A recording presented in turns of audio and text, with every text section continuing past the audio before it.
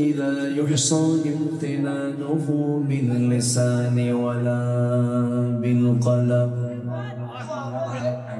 نشهد أن لا إله إلا الله وحده لا شريك له، ونشهد أن سيدنا وحبيبنا ومولانا محمدا عبده ورسوله،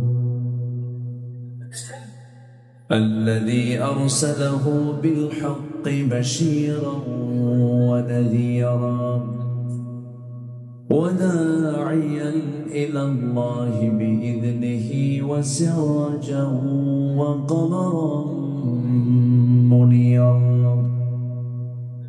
فقد قال الله تعالى في كلامه المجيد وفرقانه الحميد: أعوذ بالله من الشيطان الرجيم. بسم الله الرحمن الرحيم.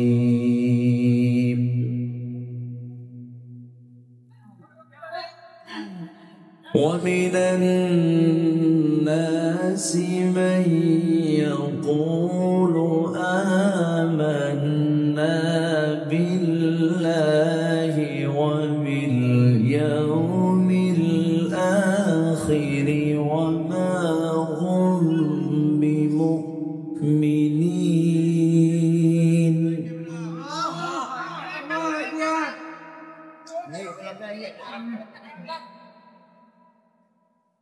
يخادعون الله والذين آمنوا وما يخدعون إلا أنفسهم وما يشعرون.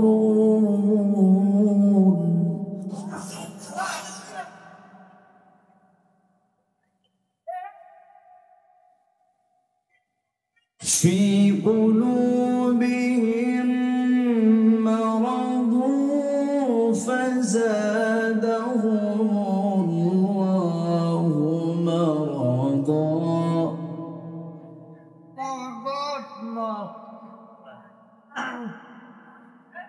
ولهم عذاب أليم بما كانوا يكذبون.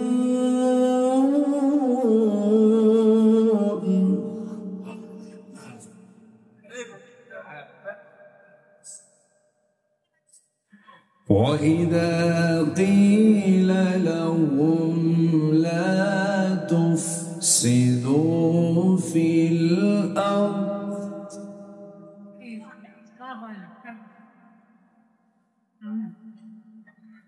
قالوا إنما نحن مصلحون.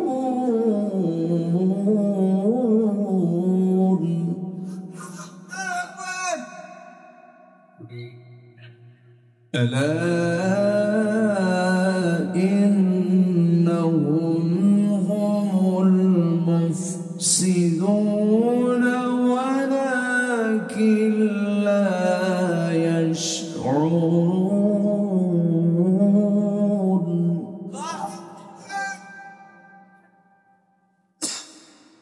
الله أكبر. بسم الله الرحمن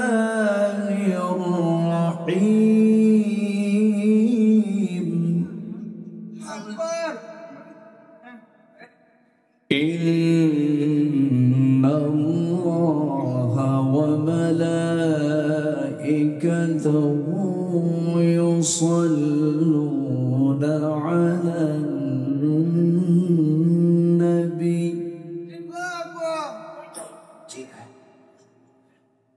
يا أيها صلوا عليه وسلموا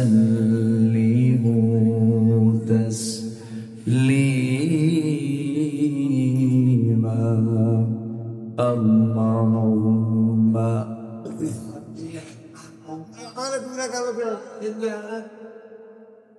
مولانا وعلى سيدنا شفيعنا একটু মোহাম্মত দিয়ে নবীর প্রেমে মাতোয়ারা হয়ে জবান খুলে আওয়াজ দিয়ে সবাই বলুন আল্লাহুম্মা সাল্লি আলা সাইয়্যিদিনা মাওলানা মুহাম্মদ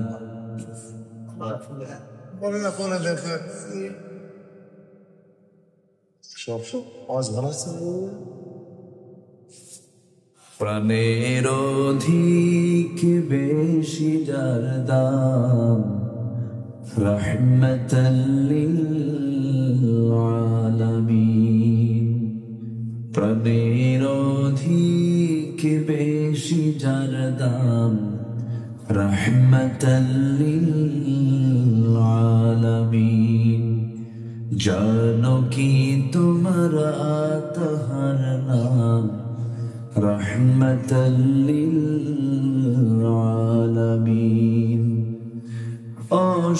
অসহায়ের বুকে যে জন গোপনে করে সওয়ার দুরুদ পড়ে সুবহে ও শাম রাহমাতাল লিল আলামিন গরিবের আহার দিতেন নিজে হয়ে রোজাদার নিয়মর ভালোবাসার খাম রাহমাতাল লিল আলামিন জানো কি তোমরা তাহার নাম রাহমাতাল লিল আলামিন আল্লাহুম্মা সাল্লি আলা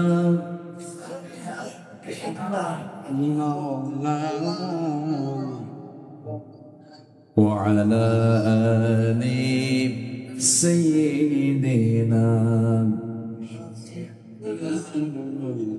সবাই বলুন বালাগাল উলা বিকামালিহি কাশাফাত তুজা বিজামালিহি حسنت جميع خصاله سلوا سراج الملة تنهي فخر دو عالم دلباري مولاه شريف الأنبياء نسخا كل أديان دهره بلغ العلا بكماله كشف التجا بجماله حسنت جميع خصاله سلوا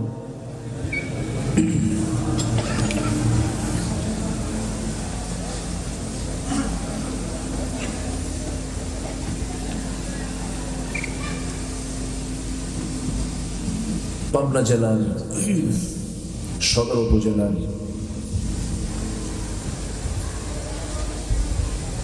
দ্বীপচর খাতুনে জান্নাত জায়ে মসজিদ প্রাঙ্গণে অনুষ্ঠিত ওসমান রাদিয়াল্লাহু তাআলা ফাউন্ডেশনের উদ্যোগে আয়োজিত দুদিন ব্যাপী তাফসীরুল কোরআন মাহফিল 2025 মহৎ আয়োজনের সম্মানিত সুযোগ্য সভাপতি জনাব মোহাম্মদ আলী প্রামাণিক কথা বলেছেন নন্দিত আলেমে দ্বীন আমার অত্যন্ত কাছের জনাব মুফতি মাহফুজুর রহমান হাকিমপুরি আজকের মাহফিলের বরেণ্য অতিথিবৃন্দ, হাজারাত উলামায়ে কেরাম, ফুদালায়ে ইসলাম, সুশীল সমাজ, জাতির শ্রেষ্ঠ সন্তান, শিক্ষক মণ্ডলী, জাতির বিবেক সাংবাদিক বৃন্দ, মিডিয়ার কর্মী ভাইয়েরা, সামনে উপস্থিত দূরে কাছের বিভিন্ন স্থান থেকে ছুটে আসা কালিমার ঝান্ডাবাহী, তাওহীদের পতাকাবাহী, দ্বীন ইসলামের নরসারদুল বীর মুজাহিদ, সম্মানিত প্রাণপ্রিয় দ্বীনী ভাইরা, আড়ালে বসে আছেন শ্রদ্ধেয়া সম্মানিতা মা বোনেরা। আলোচনার প্রথমেই আনুষ্ঠানিকতার মধ্য দিয়ে আমার পক্ষ থেকে আবারও দিল খোলা সালাম, আসসালামু আলাইকুম ওয়া রাহমাতুল্লাহি ওয়া বারাকাতুহু। সবাই কেমন আছেন? আমাকেও প্রশ্ন করে ফেলেছেন। আল্লাহ তাআলা আমাকে আপনার মতোই, আপনার কাতারেই, আপনার সাথেই বসে রেখেছেন। বলি আলহামদুলিল্লাহ। সম্মানিত হাজিরিন, মহান রব্বুল আলামিনের শুকরিয়া যে মহান আল্লাহ সুবহানাহু ওয়া তাআলা আমাদেরকে কোরআন শোনান, কোরআনের কাজ করান, দ্বীনের প্রচারের একটি সুন্দর পরিবেশ আমার আল্লাহ উপস্থিত করে দিয়েছেন, যা ১.৫ বছর আগেও একটি অকল্পনীয়, অসম্ভব ছিল। আমাদের জন্য যিনি সহজ করে দিলেন কোরআন শোনা, জানা, বোঝার জন্য, দ্বীনের প্রচারের জন্য, যার সহযোগিতার মধ্য দিয়ে এই পরিবর্তন আমরা পেয়েছি, সেই মহান রবের শানে বলছি আলহামদুলিল্লাহ। চিৎকার মেরে বলি আলহামদুলিল্লাহ। সবাই বলছে আল্লাহুম্মা আইন্নি আলা যিকরিকা ওয়া শুকরিকা ওয়া হুসনি ইবাদাতিকা। সবাই বলি আল্লাহুম্মা লাকা আসলামতু ওয়া বিকা আমানতু ওয়া আলাইকা তাওয়াক্কালতু ওয়া ইলাইকা আনাবতু। আমরা আল্লাহ তাআলার শুকর আদায় করে নিব। সম্মানিত ভাইয়েরা, আমি বেশি কিছু আমার ইলম কালাম নাই। মানুষ ডাকে আসি, যতক্ষণ কথা বলতে চাই, আমাকে সময় কি দেওয়া যাবে? দোয়া না করে চলে যাওয়া আমার দেশের মাহফিল শ্রোতাদের কিন্তু একটা কালচার আছে। মোনাজাত না করে অনেকে চলে যায়, আছে না এরকম? দোয়া না করে চলে যায়। কিন্তু কোরআনের সুন্দর এই ক্লাস, এটা কিন্তু একটা কোরআনের ক্লাস। কিন্তু ক্লাসে কোন ছাত্র যদি শিক্ষককে না বলে যায়, খুব ভালো কাজ না এটা? না, আমি খারাপ বলতেছিলাম, আমার এটা অসৌন্দর্য হয়, একটু বেমানান হয়। তো মাহফিল এসে পড়েছি যখন, আমরা সৌন্দর্য বজায় রেখে মাহফিলের যে একটা হক, শেষ পর্যন্ত বসে থেকে আমরা দোয়ার মধ্য দিয়ে আমরা এখান থেকে একসাথে বিদায় নেব। জোরে বলি ইনশাআল্লাহ। আমি এত লম্বা সময়ে কথা বলবো না যে আপনার বিরক্তির উদ্রেক হবে। আমি আপনার দিক তাকিয়ে, আমি আমার নিজের দিকটাও তাকিয়ে আমি সুসময়ে আমি শেষ করার চেষ্টা করবো। ওয়া তাওফীকি ইল্লা বিল্লাহ। সম্মানিত হাজির, আমি জানি পাবনার মানুষ সবসময় ওয়াজ শোনে। এই পাবনাতে সকাল 10টাতে ওয়াজ হয়, দুপুরে ওয়াজ হয়, মাগরিব পরেও হয়, এশার পরেও হয়, আবার রাত 3টার দিকেও হয়। পাবনা একটা বিচিত্র জেলা।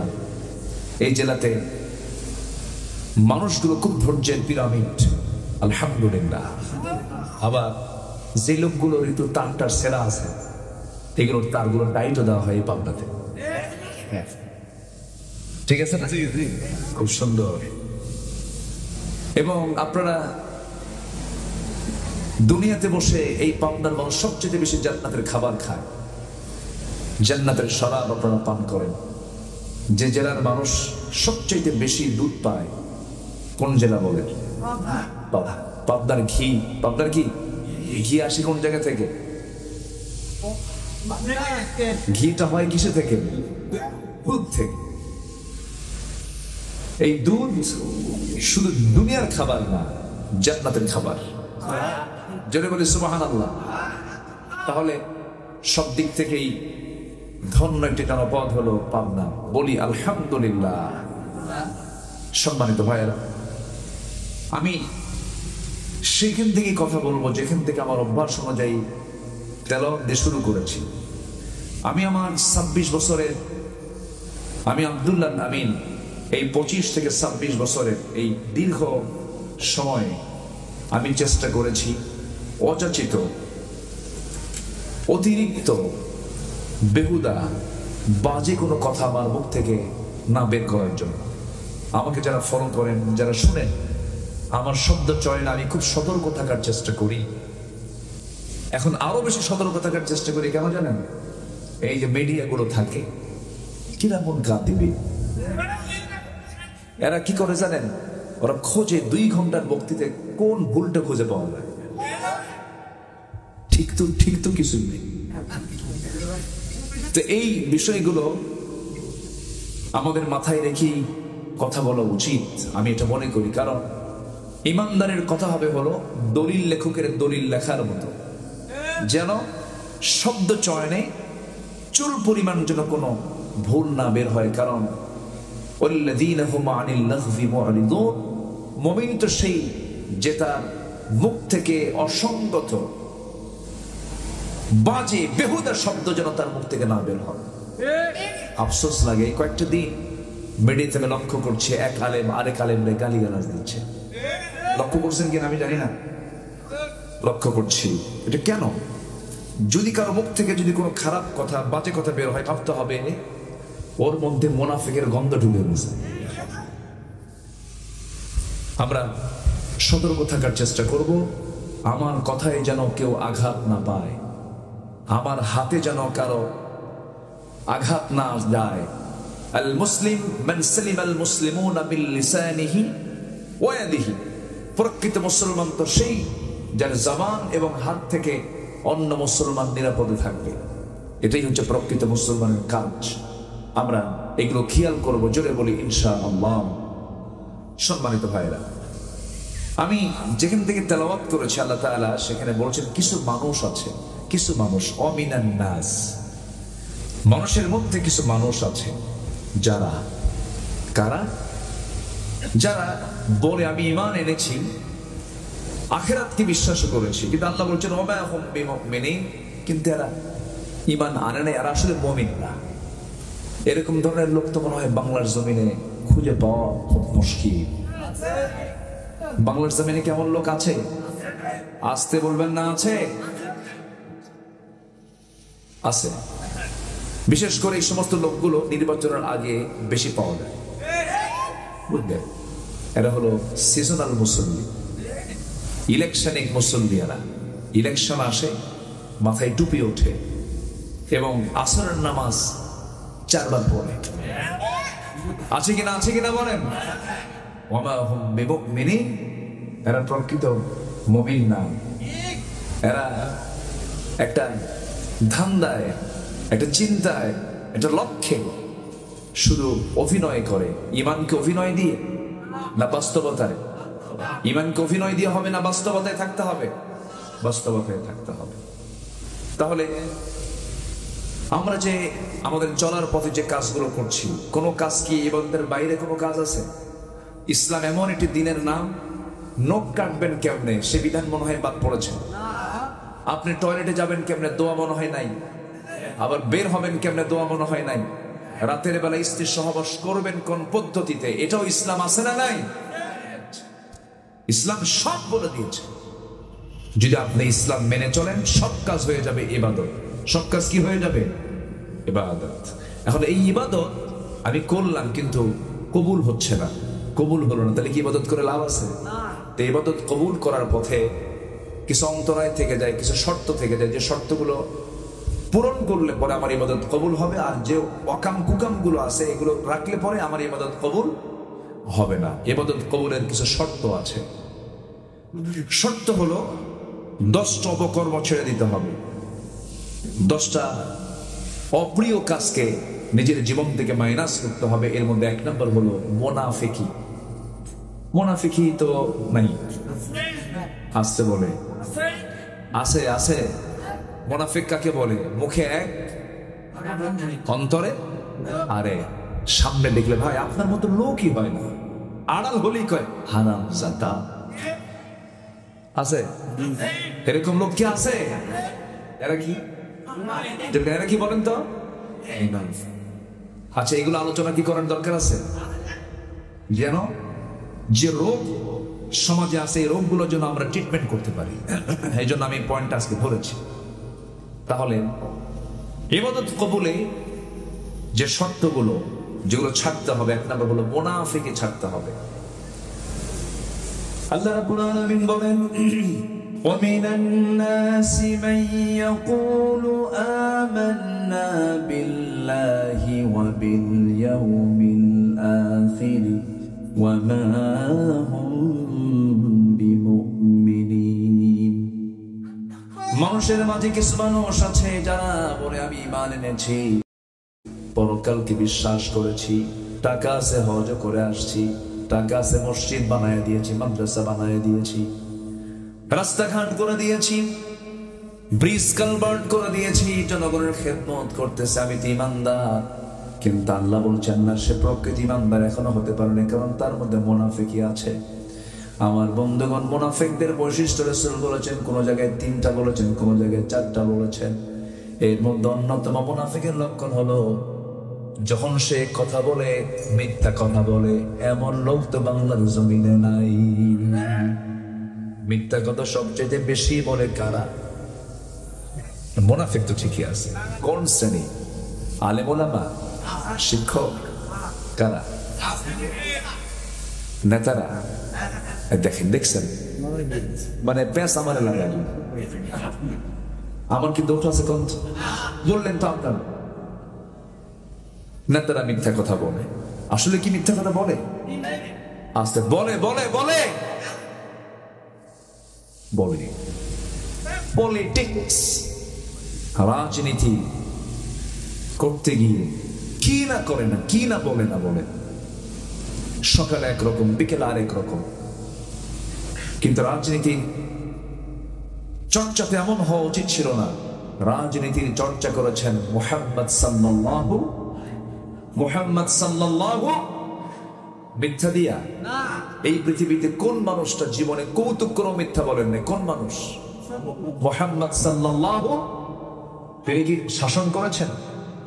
দেশ চালিয়েছেন, রাষ্ট্র চালিয়েছেন, রাষ্ট্রনায়ক ছিলেন, বিচারক ছিলেন, মিথ্যা কথা কয় না। তাহলে মিথ্যা ছাড়াও দেশ চালানো যায়, মিথ্যা ছাড়াও রাজত্ব চালানো যায়, ইনসাফ ইহসান দিয়ে সমাজ রাষ্ট্র গড়া যায়, যার প্র্যাকটিক্যাল রূপ ছিলেন মুহাম্মদ সাল্লাল্লাহু আলাইহি ওয়াসাল্লাম।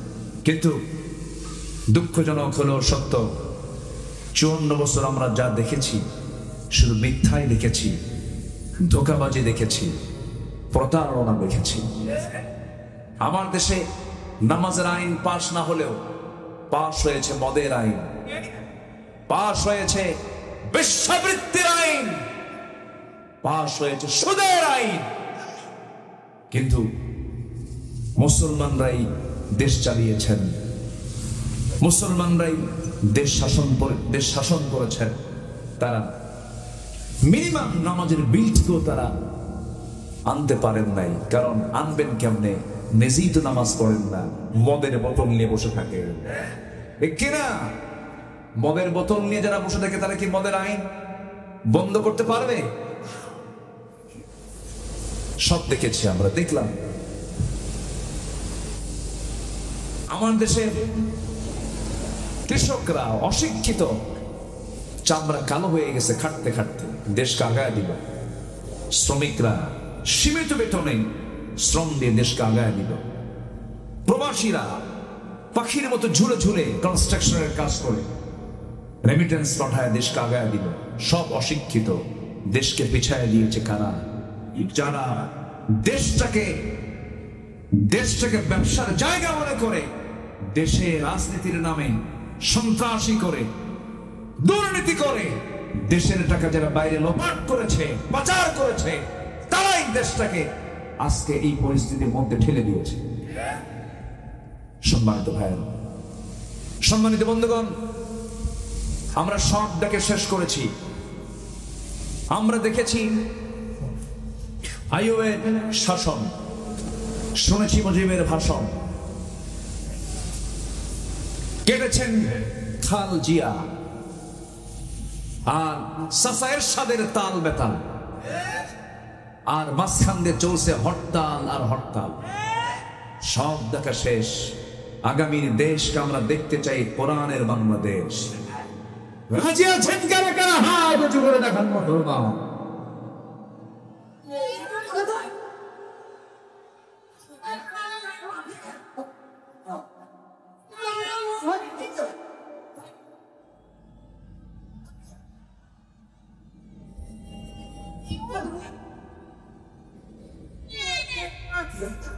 আল্লাহ কবুল করুন, জোরে বলি আমিন, আরো জোরে আমিন। মিথ্যা কথা বলা যাবে? মিথ্যা বলে কারা? বলেন বলেন বলেন। মুনাফিক। মিথ্যা বললে কি হয়ে যায়? মুনাফিক হয়ে যায়। এখানে তো মুনাফিক নাই, কামসার চামড়া। এ তো প্যাঁচ লেগে গেল। আমার বন্ধুগণ, ইসলামের দ্বিতীয় খলিফা, খলিফা চারজন, এর মধ্যে 2 নম্বর খলিফার নাম কি বলুন? একটু বলুন, ভালো করে বলুন। ওমর ফারুক রাদিয়াল্লাহু তাআলা আনহু। বহুদিন আগে মাহফিলে বললাম, ওমর ফারুককে চিনেন কে? সামনে দিকে ছোট্ট একটা ছেলে দাঁড়ায় বলে, হুজুর আমি চিনি। কে? আমাদের বাড়ির দোতলায় ভাড়া থাকে। এই ওমর ভাড়া থাকা ওমর নয়, এই ওমর সে ওমর যে ওমর প্রটোকল নিতেন না, রাষ্ট্রনায়ক ছিলেন। যে ওমর রাতের আধারে জনগণকে দেখার জন্য রাস্তায় যখন বের হতেন, নগ্ন পায়ে বের হতেন, জুতা পায়ে হাঁটতেন না। পাথরের রাস্তায় জুতা পায়ে হাঁটলে পরে একটা বড় আওয়াজ হয়ে যাবে, রাতের বেলা আমার নাগরিকের ঘুম নষ্ট হয়ে যাবে, কিয়ামতের দিন আমাকে আসামির কাঠগড়ায় দাঁড়িয়ে আল্লাহর সামনে জবাব দিতে হবে। জনগণের ঘুম যেন নষ্ট না হয়। ওমরে ফারুক রাষ্ট্রনায়ক খালি পায়ে রাস্তায় হেঁটে হেঁটে জনগণকে দেখে বেড়াতে। জোরে বলে সুবহানাল্লাহ। প্রেসিডেন্ট আসবেন পাবনায়, সারাদিন গাড়ি ঘোড়া বন্ধ। কে আসতে কন কেন? ওমরে ফারুক বললেন, না, জনগণের ঘুম নষ্ট হবে আমার জুতার আওয়াজে, পাথরের সঙ্গে ধাক্কা খাবে না, এটা করা যাবে না। তারা কি শাসক ছিলেন? প্রথম খলিফার নাম কি বলেন? আবু বকর সিদ্দিক রাদিয়াল্লাহু তাআলা আনহু। যেদিন তিনি খেলাফতের দায়িত্ব গ্রহণ করলেন, তার বহু আগে থেকে তার এক প্রতিবেশী ছিলেন, বৃদ্ধা নারী, স্বামী মারা গেছে, বাচ্চা কাচ্চা কেউ নাই, চোখে কম দেখেন, বয়োবৃদ্ধা। একজন নারীর খেদমত করবে কে? প্রত্যেকটা রাত্রিতে, শেষ রাত্রিতে তিনি যেতেন তার ঘরে, তার খাবার দাবার কাপড় চোপড় সব পরিষ্কার পরিচ্ছন্ন করে দিয়ে সেবা করে চলে আসতেন। যেদিন মহিলার কানে চলে গেছে, বৃদ্ধানের কানে চলে গেছে, আবু বকর খলিফা হয়ে গেছে, তিনি চিন্তায় পড়ে গেলেন, হায় আমার খেদমত করবে কে? দায়িত্বের পরের রাতেও ওই মহিলার দরজায় নক করে ভিতরে ঢুকে গিয়ে বলছে, মা চিন্তা করবেন না, দায়িত্ব আমাকে কখনো আপনার দায়িত্ব পূরণে বাধা হতে পারে না, আমি আপনার খেদমত করেই যাব। সাইয়েদনা ওমর ফারুক মনে মনে চিন্তা করলেন, মনে হয় খেলাফতের দায়িত্ব পালন শুরু হয়ে গেছে, মনে হয় প্রথম খলিফা ওই মহিলার খেদমত করতে পারবেন না, আমি যাই খেদমত করার জন্য। খেদমত করতে গিয়ে দেখেন মহিলাকে নক করলেন, দরজা খুলুন, খেদমত করব আমি। কে খেদমত করে গেছে? মহিলা ভিতর থেকে বলছে, একজন কিছুক্ষণ আগে তোমার আগে খেদমত করে গেছে, আমার খেদমতের কোনো প্রয়োজন নাই। সেই লোকটা কেউ নাই, প্রথম নম্বর খলিফা। একটানা 2 বছর প্রথম খলিফা খেদমত করলেন, ওই মহিলার সেবা শুশ্রূষা করলেন। এরপরে তার ইন্তেকাল হওয়ার পর দ্বিতীয় খলিফা সেই দায়িত্ব গ্রহণ করলেন। তিনি চলে গেছেন মহিলার খেদমত করার জন্য, কিন্তু এই বুড়ি মহিলা জানেন না, বৃদ্ধা নারী জানেন না প্রথম খলিফা ইন্তেকাল করেছেন। সাইয়েদনা ওমর ফারুক রাদিয়াল্লাহু তাআলা আনহু ওই মহিলার ঘরে গিয়ে সমস্ত খাবার দাবার গুলো সুন্দর করে প্রস্তুত করলেন, ধুয়ে দিলেন, কাপড় চোপড় ধুয়ে দিলেন, চলে আসলেন। মহিলা খেতে বসেছেন খেজুর। খেজুর খেতে নিয়ে একটা খেজুর খেতে নিয়ে দেখলেন বিচি, খেজুরের মধ্যে বিচি কামড় লেগেছে দাঁতের সাথে। তখন সঙ্গে সঙ্গে ইন্না লিল্লাহ বলে বলছেন, আহারে আমার মনে আমার আসল খাদেম আবু বকর আর দুনিয়াতে নাই, খাদেম পরিবর্তন হয়ে গেছে। কারণ আমার প্রথম খাদেম আবু বকর যখন আমার খেদমত করতে আসতো, শুধু খেজুরগুলো ধুয়ে দিত না, আমার খেতে যেন কষ্ট না হয়, খেজুরের মধ্যে থাকা বিচিটাও আউট করে আমার জন্য বিচি শুদ্ধ সরাইয়া দিয়ে সহজ আমার খাবারের বন্দোবস্ত করে দিত। সুবহানাল্লাহ, কি শাসক তারা ছিলেন! তারা কি শাসক শুধু ছিলেন না, খাদেমও ছিলেন, খাদেম ছিলেন। আমরা এমন দৃশ্যকে আমরা বাংলার জমিনে দেখতে চাই? মুনাফিকদের দিয়া না ইমানদারদেরকে দিয়া? ইমানদারদেরকে দিয়া। মুনাফিকের কোনো লক্ষণ থাকা যাবে না। এই ওমর ফারুক একদিন চিৎকার মেরে মেরে কেঁদে কেঁদে এক সাহাবীর সামনে গিয়ে দাঁড়ালেন, বলেন, ভাই হুযায়ফা, দেখো তো তোমার কাছে আমার নবীজি মুনাফিকের যে তালিকা দিয়েছেন, সেই তালিকার মধ্যে আমি ওমর বিন খাত্তাবের নামটা আছে নাকি? সাহাবী হুযায়ফা বলেন, ওমর, আপনার কি মাথা খারাপ নাকি? ওমর ফিল জান্নাহ, আপনি তো জান্নাতি মানুষ, আপনার নাম কি মুনাফিকের তালিকায় থাকে নাকি? কেঁদে কেঁদে বলছেন, ভাই হুযায়ফা, আমার মন বলে মাঝে মাঝে আমি যেন মুনাফিক হয়ে গেছি। কি পেরেশান তারা ছিলেন, কি চিন্তায় তারা ছিলেন, ঈমান নিয়ে তারা কত পেরেশান ছিলেন। এই দুনিয়া তো একভাবে পার হবে, কিন্তু ঈমান হারা যদি হয়ে আল্লাহর সামনে দাঁড়ায়, সব শেষ হয়ে যাবে। এই জন্য দুনিয়া যদি একটু ছেড়েও দিতে হয় ছেড়ে দেব, কিন্তু আখিরাত কখনো নষ্ট করা যাবে না। আখিরাত হচ্ছে আমাদের একমাত্র চিরস্থায়ী জায়গা। সে আল্লাহর সামনে যত হাজির হতে হবে, ইবাদত গুলো কবুল করায় নিতে হবে। মুনাফিকি বাদ দেব আমরা। ইবাদত কবুলের শর্ত হলো 10টা অপরাধকে বাদ দিতে হবে। এর মধ্যে 1 নাম্বার বললাম, মুনাফিকি বাদ দেব আমরা। রাজি আছেন তো সবাই? ইনশাআল্লাহ মুনাফিকি বাদ দিয়ে দেব। মুনাফিকি করা যাবে না, মুনাফিকের কোনো দোয়া কবুল হবে না। মুনাফিক যা চাবে কোনো কিছু আল্লাহর দরবারে মঞ্জুর হবে না। এমনকি মুনাফিকের জন্য কোনো ভালো মানুষও যদি দোয়া করে, সেই দোয়াও কবুল করবেন না। তিনি কে? আমার নবীর জীবন দশায় বহু মুনাফিক ছিল। আমার রাসূলকে কষ্ট দিয়েছে মুনাফিকরাই বেশি, যুদ্ধ লাগা দিয়েছে মুনাফিকরা বেশি। আমার নবীর পেছনে ইক্তেদা করেছে, অথচ মুনাফিক নবীর ওয়াজ শুনেছে, চোখের পানি ফেলেছে, কিন্তু মুনাফিক নামাজ পড়েছে মুনাফিক। এই মুনাফিককে চেনার আরেকটা লক্ষণ হলো, মুনাফিকরা জোহর নামাজ পড়বে, আসর নামাজ পড়বে, মাগরিব নামাজ পড়বে, কিন্তু মুনাফিকদের কখনো ফজর নামাজ জামাতে হয় না। আমার দেশে ফজরের মুসল্লি বেশি না জুমার মুসল্লি বেশি? বলেন কিসের মুসল্লি বেশি? ফজর আগে না জুম্মা আগে? দিন শুরু হয় কি দিয়া? জুমার নামাজ যদি আপনি না পান, জোহরটা পড়া আপনার জন্য ফরজ, কিন্তু ফজরের নামাজ তো কখনো বাদ দেওয়া যাবে না। আমার দেশের মসজিদ গুলো এখন কাঁচা না পাকা? পাকা পাকা মসজিদ, লক্ষ লক্ষ মসজিদ। মসজিদ গুলো টাইলস করা, শীতে তাপ নিয়ন্ত্রিত, এসি কন্ডিশন, কি সুন্দর পরিবেশ, একদম পরিচ্ছন্ন পরিবেশ। দুঃখজনক হলো সত্য, ফজরের সময় মাঝে মাঝে মুসল্লি খুঁজে পাওয়া যায় না। মোটে মুসল্লি 3 জন, ইমাম, মুয়াজ্জিন, খাদেম। এদের চাকরি না থাকলে এরাও থাকতো না। বাস্তব বলছি ভাইয়েরা, ধরেন দ্বীপচর একটা গ্রাম, গ্রাম না, দ্বীপচর একটা গ্রাম। এই গ্রামকে আপনি আদর্শ গ্রাম কখন বলতে পারবেন? যদি বলেন এই আদর্শ গ্রামের বৈশিষ্ট্য কি, এই আদর্শ গ্রামটা আমি যদি ঘোষণা দিতে চাই, তাহলে এই দ্বীপচরের মসজিদের দিকে তাকাতে হবে। দেখো তো এই মসজিদে ফজরের মুসল্লি কতজন? কারণ জোহরে মানুষ কি গ্রামে বাড়িতে থাকে না বাইরে থাকে? বলেন বাইরে থাকে। আসরেও বাইরে থাকতে পারে, মাগরিবও বাইরে থাকতে পারে, কিন্তু ফজর নামাজে 100% গ্রামের লোক আছে না নাই? ফজরে আজান হয় মসজিদে, আর গ্রামের লোক থাকে কোথায়? বলেন কোথায় থাকে? কোথায় থাকে? বাড়িতে ঘুম পারে, কানের মধ্যে ঢুকে গেল সালাতু খায়রুম মিনান নাওম, নাই খবর নাই।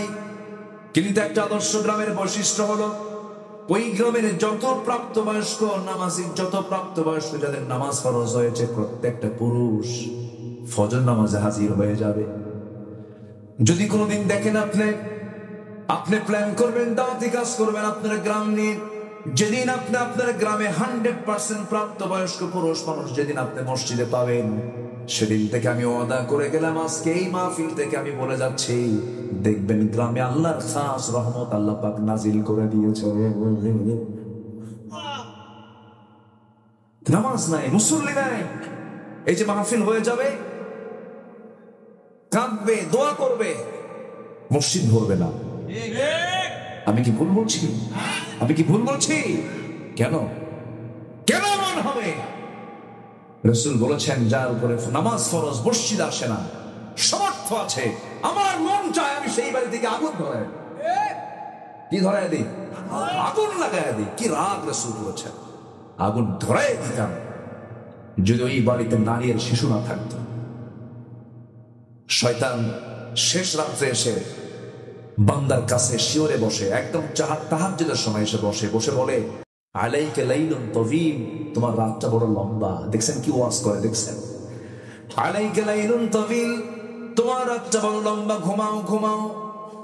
এরকম করে মাথার ভিতরে হাত দিয়ে দেয়, সুন্দর করে আপনাকে সেবা দিতে থাকে। সেবা করতে করতে সে 3টা গিট মেরে যায়। কয়টা গিট মারে? 3টা গিট মারে। গিট মারা পর্যন্ত, গিট মারা কি? গিট্ট না কি বলে এরকম? গিরা গিরা। গিট মারা মানে যে দড়ি দিয়ে কি মারে? গিট্টি। যেটাই হোক একটা কর্ত, বুঝে গেছেন তো নাকি? পাবনা, আলহামদুলিল্লাহ, ভাষাগুলো আপনাদের সব জেলা থেকে ভিন্ন ভাষা, দেখলে টের পাওয়া যায়। পাবনার গেদা সাওয়া না, এরকম কয় না? মাশাআল্লাহ, আলহামদুলিল্লাহ। খাবো নয়তো বাহাদু খায়। আমি এই কথাটা অনেক আগে বলেছি, খুব সুন্দর। হ্যাঁ, আল্লাহ পাবনাকে ইসলামের জন্য কবুল করুন। যদি বলি আল্লাহুম্মা আমিন।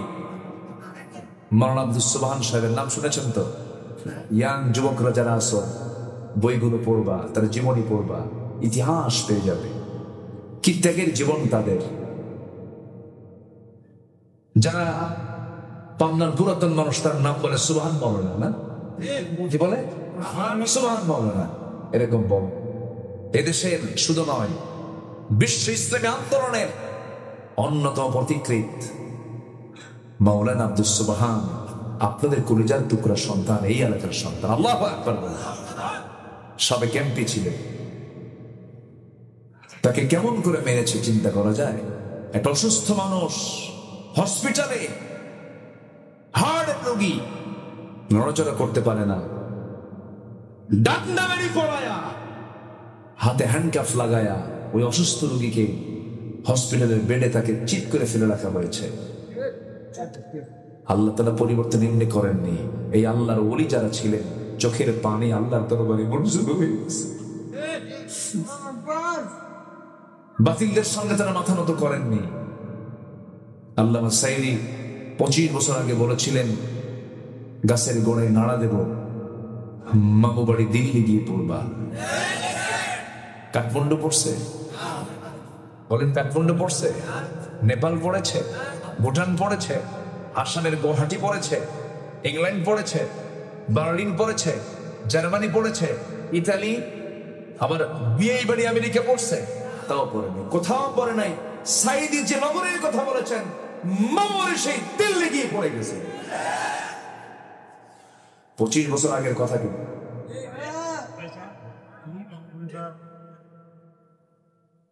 এমন সময় বাংলার জমিন আসবে, নাস্তিকতাবাদী শক্তি পালানোর জন্য টিদুরের গর্ত খুঁজে পাবে না।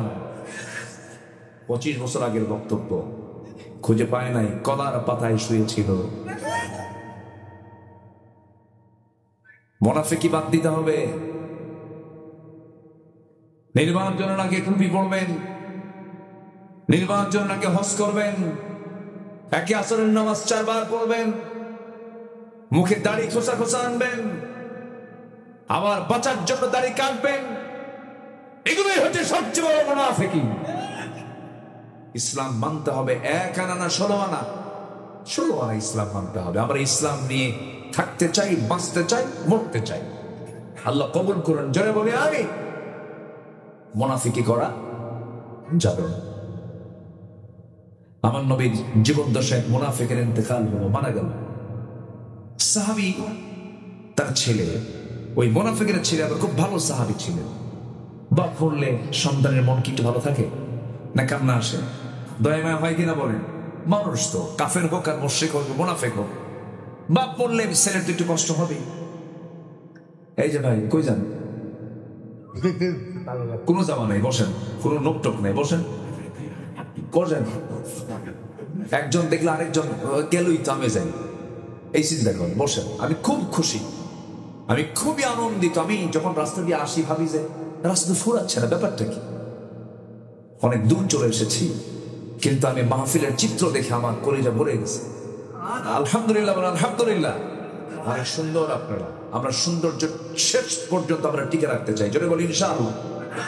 কে উঠবেন? একটু বসেন, একটু কাজে লাগান। তাহলে শয়তান গিট মারে কয়টা বলো? মনে আছে আপনাদের? 1 নম্বর গিট যদি আপনি ছুটাতে চান, তাহলে রাসূল বলে দিয়েছেন আজান শোনার সঙ্গে সঙ্গে তোমার পিঠটা তুমি বিছানা থেকে পৃথক করবে। 1 নম্বর গিট চলে যাবে। সুন্দর করে 4টা ফরজ হুকুম পালন করে 4টা ফরজ অনুযায়ী তুমি সুন্দর করে ওযু বানায় নেবে। 2 নম্বর গিট চলে যাবে। নামাজের নিয়তে তুমি প্রত্যেকটা কদম কদম হাঁটবে, 10টা করে নেকি লেখা হবে। নামাজে গিয়ে দাঁড়াবে ওযু বানায়া। বাকি 24 ঘন্টা শয়তান তোমার ধারে পাশে আসার সাহস পাবে না। সবাইকে রাজি আছেন ভাই? কোন দিন থেকে? কোন দিন থেকে? আজকের থেকে, ফজর থেকে। ঠিক আছে। এই কাজটা কখন করে? ফজরের পরে না আগে? আগে। আমরা মনে রাখবো তো, মনে রাখবো তো ইনশাআল্লাহ, মনে রাখবো তো। যদি এই আমলটা করি মাহফিল কবুল হয়ে যাবে। ফজরের নামাজ এটা হচ্ছে সকল নামাজের মূল। এটা ফজর যার ঠিক থাকে তার সব ঠিক থাকে। বুরিকা লি উম্মতি ফি বুকুরিহা, আমার উম্মতের বরকতময় সময় হলো সকাল। জাতি এখন ঘুমায়, আমার দেশের ম্যাক্সিমাম লোক ঘুমায় কি আগের রাতে না শেষ রাতে? আগের রাতে না শেষ রাতে? শেষ রাতে। ওরা দিনে ঘুমায়, রাতে ঘুমায় না। একটা প্রাণী আছে কুত্তা, কুকুর। কুকুর ঘুমায় কি দিনে না রাতে? বলেন। দিনে ঘুমায় আর রাতে জেগে থাকে। কিন্তু ছাগল ঘুমায় কখন? আগের রাতে শুয়ে পড়ে। মোরগ ঘুমায় কখন? আগের রাতে ঘুমায়। আজান দেয় কখন? কুকুরুকু হয় না, আজান দেয় না? আজান দেয় না, দিয়ে দেয়। এগুলো হালাল। যারা রাত জেগে জেগে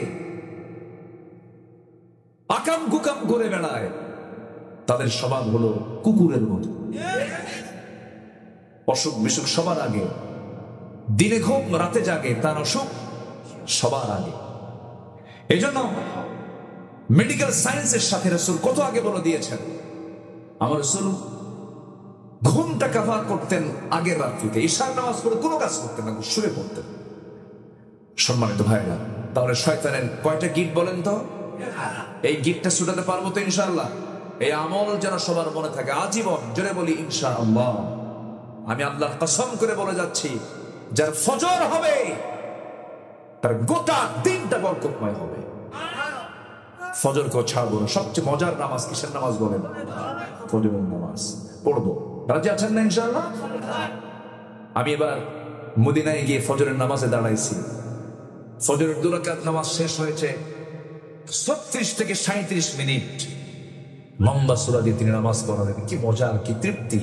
আমার দেশের কোন ইমাম যদি 35 মিনিট ধরে 2 রাকাত নামাজ পড়ে, আপনার কিভাবে জানি না, তবে আমার এলাকায় বললো হুজুর নামাজও শেষ, চাকরিও শেষ। জান তারাবির নামাজ এটা একটা খেলাধুলার মতো, খেলাধুলার মতো।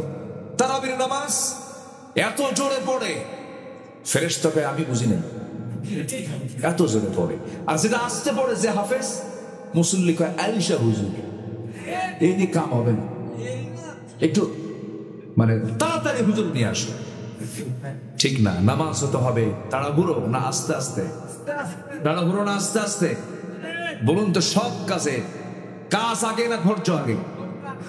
বিয়া আগে না ধৈর্য আগে? বলেন বলেন, বিয়া আগে না ধৈর্য আগে? ব্যবসা আগে না ধৈর্য আগে? ধৈর্য আগে। বিয়ে করছে কিন্তু খুব রাত। সেদিন এক মহিলা ফোন দিয়ে হুজুর একটা কথা বলি কি? প্রশ্ন, আমার স্বামী না সকালেও তালাক দেয় বিকেলেও তালাক দেয়, আমি কি আসি না নাই? তাহলে এক স্বামী তার এক বউয়ের সকালেও তালাক দেয় বিকেলেও তালাক দেয়, বলেন তো ওর কি সংসার না রাত? বলেন সংসার না রাত? মেয়ে মানুষগুলো সোজা হারে না বাঁকা হারে? আর পুরুষ মানুষ কি হারে? ওরে বাপরে বাপ, আমরা সোজা, মেয়েরা একটু বাঁকা হার। কিন্তু এই বাঁকা না হলে সংসার হতো না, ওরা সোজা হলে আমরাও সোজা লাগতো মারামারি। এই জন্য আল্লাহ পাক তাদেরকে বাঁকা করেছেন, আমাদেরকে সোজা করেছেন। আমাদের সামনে কেউ প্রশংসা করলে, পুরুষ মানুষের সামনে প্রশংসা করলে আমরা খুশি হই না, বলি ওর মতলব কি দেখতো, ঠিক আছে না? ও আমার এত প্রশংসা করে কেন? আর মেয়েদের সামনে যদি বলেন আপনার মতো মহিলা হই না, একদম রাবিয়া বস্তির মতো, না না আমি হাসান কি বলে আয়েশার মতো, ওরা প্রশংসা পেল আরো বেশি খুশি হয়ে যায়। আল্লাহ তাআলা নারীকে এক প্রকৃতি দিয়েছেন, পুরুষকে এক প্রকৃতি দিয়েছেন। পুরুষকে ওই বিষয়টা বুঝতে হবে, তাহলেই সংসার হবে, ঠিক কিনা? যদি না বুঝেন তাহলে তো বুঝতে পারবেন না, সমস্যা হয়ে যাবে, ক্যাসার লেগে যাবে। এই জন্য সকল ক্ষেত্রে আমরা ধৈর্যশীল হব। জোরে বলি ইনশাআল্লাহ, আর জোরে বলি ইনশাআল্লাহ। একজন নবী ছিলেন, একটু রাগী নবী ছিলেন। বলুন তো সেই নবীর নাম কি? বলুন তো। মূসা। এই নবীটার ভিতরে একটু মানে একটু ভিন্নতা ছিল। সকল নবী ধৈর্যশীল, আমার নবী তো ধৈর্যের পিরামিড ছিলেন, একদম বিশাল ধৈর্যের মানুষ ছিলেন। রাসূলকে মেরে রক্তাক্ত লাল করে দিয়েছে। জিবরাইল এসে বলে হুজুর সাইজ করি। রাসূল বলেন সাইজ করলে দাওয়াত দেবো কারে? সাইজটা ইজবাত, ওরা বোঝে নাই, মাফ করে দিলাম। জোরে বলে সুবহানাল্লাহ। আর মূসা কয় আল্লাহ তাড়াতাড়ি তুমি গজব পাঠাও, তাড়াতাড়ি শেষ করো। দুজনেই কিন্তু নবী, এক একটা নবীর এক একটা তবিয়ত থাকে। খুব রাগী ছিলেন, রাগের ঠেলায় এক লোককে শাসন করতে নিয়ে থাপ্পড় মারাও সারা, মরে যাওয়া সারা, মরে গেছে। মরে যাওয়ার পর আল্লাহ কয় আল্লাহরে বলতেছে আল্লাহ শোনো, আমি ওকে শাসন করার জন্য মারলাম, বেয়াদবি করে, ও যেন ঠিক হয়, কিন্তু মারতে নিয়ে ও যে মরে যাবে আমার তো এই নিয়ত ছিল না আল্লাহ, এই মার্ডারটা আমি কিন্তু করি না, তুমি আল্লাহ নিজেই মার্ডার করেছেন আমার সামনে। আল্লাহ কয় শোনো, সেটাই হোক হয়েছে তো, তুমি এখন দেশ ছাড়ো। কেন? ফেরাউন তোমাকে ধরবে মারবে। থাকতে পারলেন না, চলে গেলেন, নিজের দেশ ছেড়ে অন্য জায়গায় চলে গেলেন, চলে গেছেন, কেউ চেনে না, প্রচন্ড ক্ষুধা। এক কূপের ধারে গিয়ে দাঁড়ায় আছে, কূপ থেকে পানি তুললেন, পান করলেন, অপরিচিত জায়গা, ভালো লাগতেছে না। হঠাৎ করে দেখেন দুই মহিলা বালতি হাতে নিয়ে দাঁড়ায় আছে। বলতেছে না এই মহিলারা বালতি হাতে নিয়ে দাঁড়ায় আছো কেন? কূপ থেকে পানি তুলবো, নিয়ে যাও। ঢাকনা আছে, খুব শক্তিশালী লোক দরকার, 7 থেকে 8 জন পুরুষ লাগে, ওই ঢাকনা আমরা টান দিতে পারবো না, তো পুরুষ পানি নিয়ে যাবে, এরপর অবশিষ্ট পানি আমরা সেখান থেকে নিয়ে, তাই দাও বালতি আমার হাতে। বালতিটা হাতের মধ্যে নিলেন, কূপের ধারে গেলেন। কূপের ধারে গিয়া বাম হাতে ঢাকনা হাতে নিলেন, এত জোরে ফিকা মারলেন, 14 হাত ধরে গিয়ে ছিটকে পড়লো। দুই মহিলা থরথর করে কাঁপে, আর মনে মনে ভাবে এটা মানুষ অন্য কিছু, এত শক্তি মানুষের গায়ে হয় নাকি? কূপ থেকে পানি তুলে বললেন, ও মহিলা এই বালতিটা নিয়ে যাও, পানিগুলো নিয়ে যাও। সূর্যের অস্তের পরে মেয়েদেরকে বাইরে থাকতে নেই, অন্ধকারে বাইরে থাকতে নেই। প্রত্যেক যুগেই মিনিমাম পর্দা ছিল কি ছিল না বলেন? ছিল কি ছিল না? সব যুগে স্বাধীনতা ছিল, স্বাধীনতা থাকতে হবে।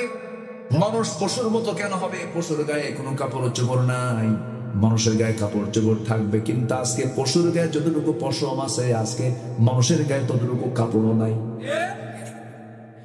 যত বের করে তত সাহসী, যেরকম নাউজুবিল্লাহ। জানো অবক নাই কিনা খুব সাহসী অভিনেত্রী, কাপড় চোপড় খুলে ফেলেন, যেরকম নাউজুবিল্লাহ, নাউজুবিল্লাহ, নাউজুবিল্লাহ। এবার বললেন যাও, চলে যাও। বালতি নিয়ে চলে গেছে বাড়িতে। সময়ের আগেই চলে যাওয়ার কারণে বাপ বলছে, বাপ বৃদ্ধ মানুষ বলছে, আমার মেয়ে এত দ্রুত আসলে কেমনে? সময় তো লেগে যায়, বহু অন্ধকার হয়ে যায়। কাব্বা, একজন পুরুষের সন্ধান পেলাম, যুবক, চেহারাও সুন্দর, শক্তিশালী, ঢাকনায় হাত দিল, সিটকে পড়ে গেল। কবিউন আজিজ। এবার বৃদ্ধ পিতা বলছে, আমার বড় মেয়ে আগামীকালকে তুমি আবার কূপের ধারে যাবে, ওই যুবককে পাবে, আমার সালাম জানায় বলবো আমি তাকে দাওয়াত দিয়েছি, সেজন্য অবশ্যই আসে।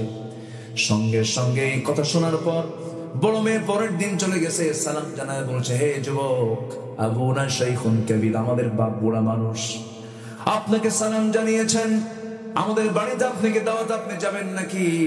এবার আল্লাহর পয়গম্বর মুসা সে সময় নবী হন নাই, নবুয়ত পান নাই, বলছেন যাবো কেমনে, বাড়ি তো চিনি না আমি, চেনার প্রয়োজন নাই, আমি সামনে সামনে চলবো, আপনি আমাকে ফলো করে আসবেন, আমি ডানে যাবো, আপনি আমাকে ফলো করে ডানে যাবেন, আমি বামে যাবো, আপনি আমাকে ফলো করে বামে যাবেন। মুসা আলাইহিস সালাম চোখটাকে নিম্নগামী করে, মহিলার চোখে চোখে না তাকায় নিম্নগামী করে বলছেন, মহিলা শোনো, আমি কিন্তু এমন পুরুষ নই যে পুরুষটা নারীর পিছনে হেঁটে হেঁটে যাবে, আমি তো পুরুষ জাত, আমি সামনে, নারী থাকবে পেছনে, আমার চোখের পর্দা হবে, সে পিছনে থাকলে পরে আমার চোখের গুনাহ হয়ে যাবে, চোখের সেনা হয়ে যাবে, আমি সামনে সামনে চলবো, তুমি পিছে পিছে আসবে। বিগত 16 বছর এই জাতি ছিল, এই জাতি, এই দেশের মুসলমান ছিল পুরুষের পিছে না নারীর পিছে? আরো থাকবে না, আর থাকবে? যা করছি আর করবো না। ইমাম পৃথিবীতে পুরুষ না নারী? পৃথিবীতে সব মুসলিম ইমাম পুরুষ না নারী? সব নবী নারী না পুরুষ? আর কি বুঝাবো? আর তো উদাহরণ দিয়ে আর কিভাবে বুঝাবো? নেতৃত্বের জন্য পুরুষ কে দিয়েছেন বলে, আর রিজালু কাওয়ামুনা আলা নিসা। এবার বললেন, ঠিক আছে আমি সামনে চলবো, তুমি আমার পিছে পিছে আসবে, কোনো কথা বলা যাবে না, নিক্ষণ সুরে কোনো মজা করে কোনো কথা বলতে পারবা না, মহিলা তুমি পরো নারী, শুধু দুইটা শব্দ তোমার বলা জায়েজ, আমি যখন ভুল করে ডান দিকের পথ বাম দিকে করবো, বাম দিকে গেলে বলবে ডান, আবার ডান দিকে ভুল করে গেলে বলবা বাম, ডান বাম, এছাড়া কোনো কথা বলা জায়েজ নাই, গুনাহ হয়ে যাবে। মহিলা মনে মনে চিন্তা করলো, গতকালকে শক্তি দেখলাম, গায়ের শক্তি ব্যাপক, আজকে দেখি চরিত্র সুন্দর চেয়ে থাকে না, নারী তার কাছে নিরাপদ, নারীর সতীত্ব তার কাছে নিরাপদ। একজন পুরুষের সামনে নারী নিরাপত্তা নিয়ে থাকতে পারবে এমন পুরুষ সে, মনে মনে তার পছন্দ হলো। যারা পৃথিবীতে ভালো নারী, ভালো যারা মহিলা, তারা পুরুষের দুটো গুণ পছন্দ করবে। এখান থেকে শিখে নেন আমার মায়েরা, একটা গুণ হলো শক্তিশালী পুরুষ হবে, শক্তিশালী, কর্মঠ হবে, অলস হবে না। নাম্বার 2 হবে, সে হবে ফার্স্ট ক্লাস চরিত্রের অধিকারী। চলতে চলতে জায়গায় চলে গেলেন, বাড়ি পেয়ে গেলেন। আল্লাহর পয়গম্বর মুসা আলাইহিস সালাম তিনি নবী হন নাই। সেই সময় বৃদ্ধ লোকের সামনে যখন দাঁড় হয়ে গেছেন, সালাম বিনিময় হলো, দুজনের মধ্যে মুআনাকা হয়ে গেল, মুসাফা হয়ে গেল। হঠাৎ করে বৃদ্ধ লোকটা বলে ফেলতেছে, যুবক, তুমি তো আমার কাছে সাক্ষাৎ করতে আসছো, আমি তোমাকে দাওয়াত দিয়েছি, কিন্তু আমি তোমাকে চিনি, তোমার নাম তো মুসা।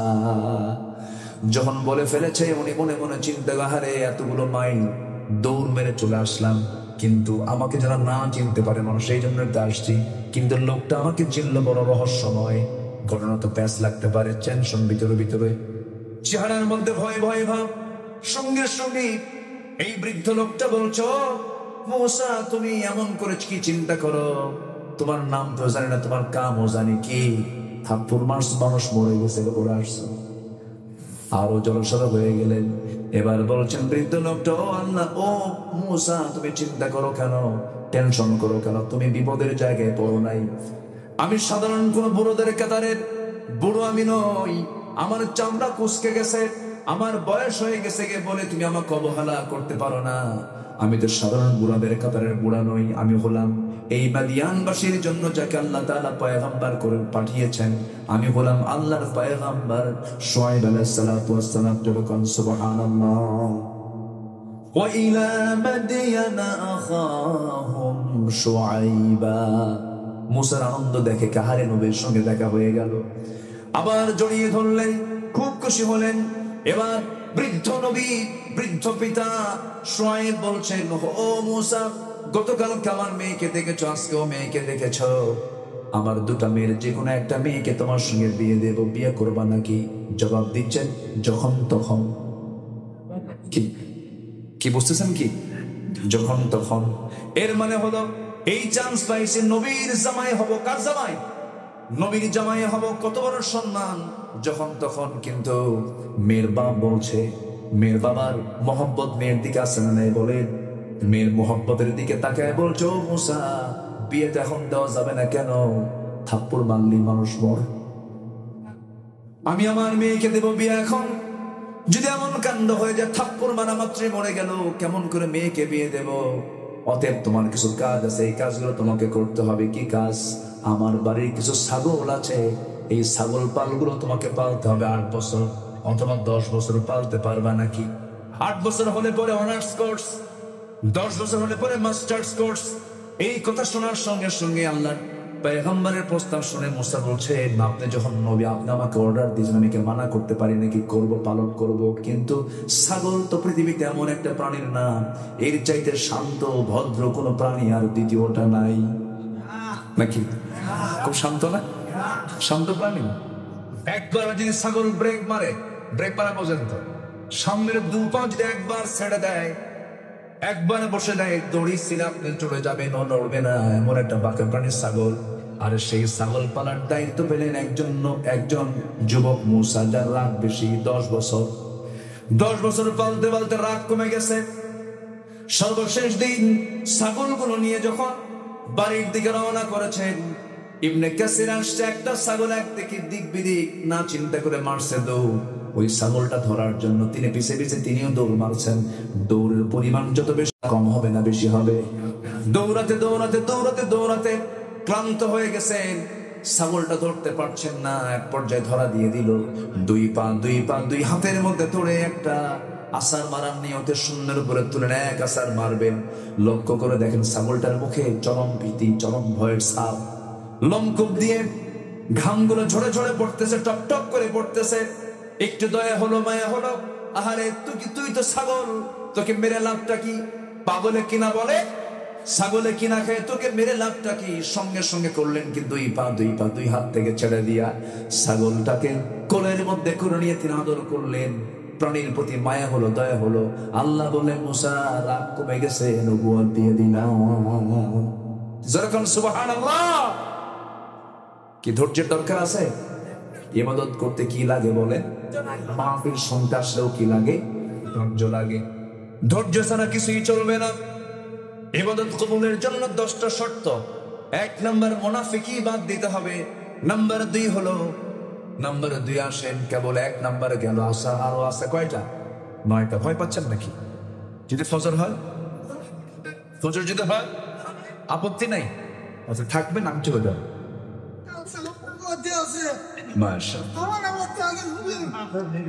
বসেন, ফজর নামাজ পড়তে কাজ সারছে। জি ঠিক আছে, ভালো। তাহলে দোয়া করে দিই। দেখেন 2 দিকে কয়। আচ্ছা থাকেন, আমাকে কথা বলতে পারেন।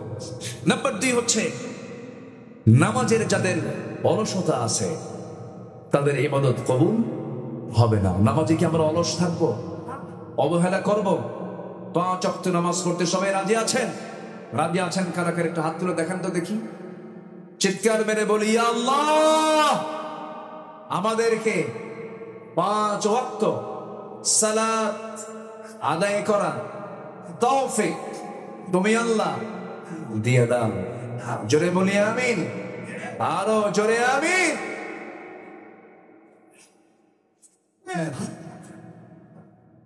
এটা আবার কি হলো?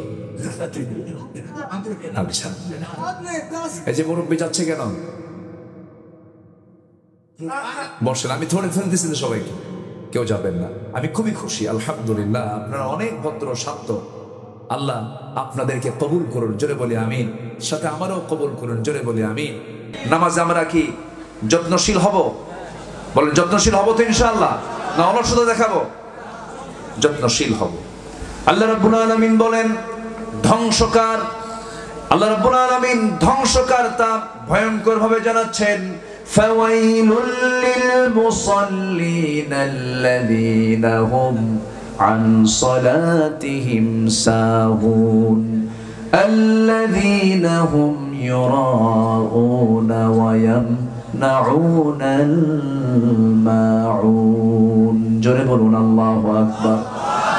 ধ্বংস হোক ওই সমস্ত মুসল্লি যারা অবহেলা করে নামাজ পড়ে, লোক দেখানো নামাজ পড়ে, তাদের ধ্বংস হয়ে যাক।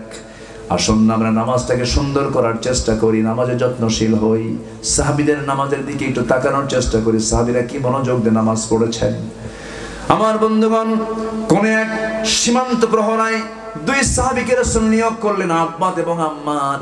সীমান্ত প্রয়োগে সীমান্তে যাদেরকে দায়িত্ব দিলেন, দুজন দাঁড়িয়ে দাঁড়িয়ে একজন হঠাৎ করে বলে ফেলতেছে, ভাই আমার ঘুম পাচ্ছে, আমি একটু ঘুমিয়ে পড়লাম। আম্মার তিনি ঘুমিয়ে পড়লেন, আব্বা তিনি দাঁড়ায় দাঁড়ায় শত্রু গতিবিধি লক্ষ্য করছিলেন। এমন সময় হঠাৎ করে তার মনে হলো, খামাখা এই শেষ রাত্রিতে ওযু বানায় নামাজ না পড়ে আমি কি করছি, খামাখা দাঁড়ায় থেকে লাভ কি? সময়টাকে কাজে লাগালেন, ওযু বানায় নামাজে দাঁড়ালেন। নামাজ শুরু করার সঙ্গে সঙ্গে শত্রুর নজরবন্দি হয়ে গেছেন। সাহাবী দূর থেকে তীর মেরে দিয়েছে তাকে লক্ষ্য করে নামাজের ভিতরে। ডান পায়ে তিনি ঢুকেছে, নামাজ ছাড়তেছেন না। ওই অবস্থায় এক রাকাত পড়লেন, আবার দাঁড়ালেন, আরেকটা তীর এসে বাম পায়ে লেগেছে, রক্তগুলো গড়ে গড়ে পড়ছে। ঘুমন্ত সাহাবী জাগা পেয়ে বলছেন, ভাই আব্বাস কি করতেছো? শত্রু তোমাকে টার্গেট করে ফেলেছে। কিচ্ছু বললেন না। ওই রক্তাক্ত দেহ নিয়ে রুকু করলেন, সিজদা দিলেন। সম্পূর্ণ করার পর এবার বলছে, ভাই আম্মার নামাজের মধ্যে আমি টের পেয়েছি শত্রু আমাকে অ্যাটাক করে ফেলেছে, কিন্তু আমার মন চাচ্ছিল নামাজের মধ্যে যদি আরেকটা তীর আমার বক্ষ ভেদ করে দিত, মুহাব্বতের নামাজ আমি কখনো ছেড়ে দিতাম না। যেরকম সুবহানাল্লাহ। নামাজে মনোযোগিতা আনতে হবে, নামাজের ভিতরে খুশু ভাব নিয়ে আসতে হবে, নামাজের মধ্যে যত্নশীল ভাবটা নিয়ে আসতে হবে। আমার বন্ধুগণ, সাইয়েদনা আলী যুদ্ধের ময়দানে যুদ্ধ করতে গিয়ে পায়ের মধ্যে তীর ঢুকেছে, সেই তীরটা কেউ বের করতে পারে না। সাইয়েদনা আলীর ব্যাপারে সাহাবীদের কাছে পরামর্শ চাওয়া হলো, হুজুর আমাদের আলী তো চরম কষ্ট পাচ্ছে, কি হয়েছে? পায়ের মধ্যে তীর, সেই তীরটা বের করা যায় না। রাসূল বলেন, ও আমার সাহাবীরা, আমি তো জানি আমার আলীর নামাজের মনোযোগিতা কেমন। আমার আলী যখন নামাজে দাঁড়াবে সেই সময় তোমরা নামাজের মধ্যে তার পা থেকে টান মেরে তীরটা বের করে নেবে। নবীর পরামর্শ অনুযায়ী পা থেকে তীরটা বের করে নেওয়া হলো। সালাম শেষান্তে সাইয়েদনা আলী বলছেন, আমার পা থেকে তোমরা আমার কখন তীরটা বের করে নিয়েছো নামাজের মধ্যে? আমি আলী টের পারি, বিন্দু পরিমাণ কোনো টের পাই নাই। যেরকম সুবহানাল্লাহ। নামাজের মধ্যে মনোযোগী ভাবটা আনতে হবে, তাহলে ইবাদত কবুল করবেন কে? আল্লাহ তাআলা। নাম্বার 3 হলো আল্লাহ রাসূলের চরম অবাধ্যতা এবং সীমা লঙ্ঘন করা যাবে না। এই সীমা লঙ্ঘন করলে পরে কোনো ইবাদত কবুল হবে না। আল্লাহ রাব্বুল আলামিন বলেন, ওয়া মান ইয়াসিল্লাহা ওয়া রাসূলাহু ওয়া ইয়াতাআদ্দা হুদুদাহু ইউদখিলহু নারান খালিদান ফিহা ওয়া লাহু আযাবুম মুহিন। জোরে বলুন আল্লাহু আকবার। আল্লাহ এবং রাসূলকে যারা অবাধ্যতা করবে যারা আল্লাহ এবং রাসূলের এবং সীমা লঙ্ঘন যারা করবে, তারা ইউদখিলহু নারান খালিদান, চিরকাল জাহান্নামের বাসিন্দা তারা হয়ে যাবে। যন্ত্রণাদায়ক শাস্তি তাদেরকে অপেক্ষা করবে, তাদেরকে ভোগ করতে হবে। এই জন্য অন্তত কোনোদিন কোনো মুহূর্তের জন্য আল্লাহ এবং রাসূলের আনুগত্যের খেলাফ কোনো কাজের শরীক হওয়া যাবে, কাজের শরীক হওয়া যাবে না। দল করতে হবে কার? আসতে বলবেন না, কার? জীবনের সব জায়গায় আমাকে আইন মানতে হবে কার? আল্লাহ তাআলার আইন মানতে হবে, নবীর সুন্নাহকে মানতে হবে।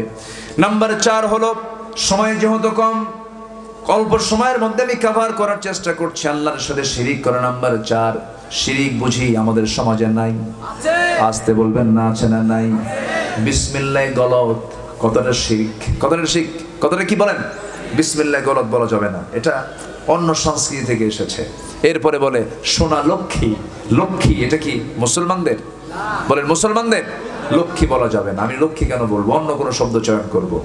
এরপরে